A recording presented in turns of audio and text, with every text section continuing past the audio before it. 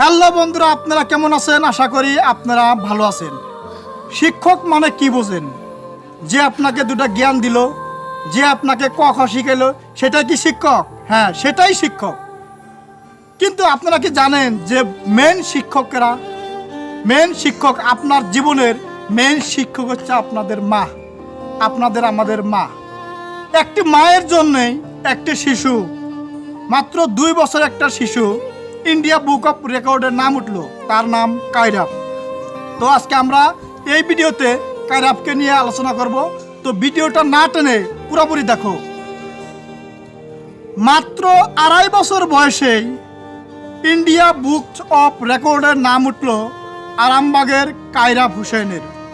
প্রশ্ন করলেই মায়ের কোলে বসে ছোট্ট কায়রাপ অনায়াসে বলে দিতে পারে জেনারেল নলেজের নানান ধরনের প্রশ্ন।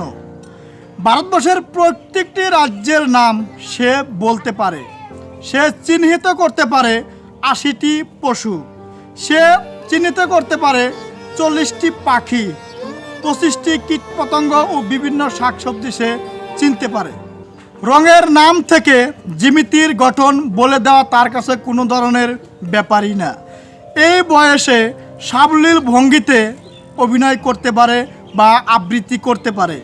2 বছর 3 মাস বয়স থেকেই ইংরেজি, হিন্দি, অ্যারাবিক বর্ণের পরিচয় হয়ে গিয়েছে এই বিস্ময় বালকটির।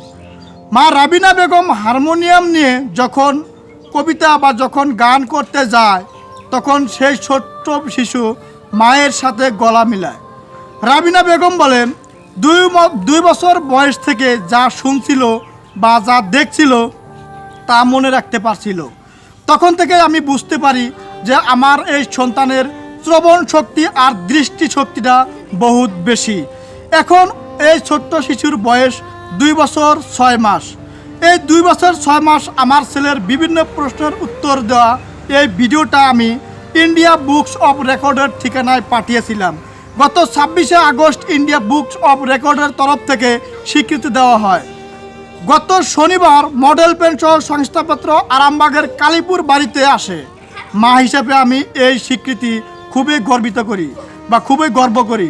কায়রাপের বাবা শেখ আতাউল হোসেন ব্যাংককর্মী। তিনি বলেন যে ছেলেকে খেলার আনন্দের সময় এইগুলো বস্তু শেখানো হয়। ওর মা ওকে যা কিছু শিখিয়েছে, এই স্বীকৃতি সন্দেহ আমার কাছে গৌরবজনক।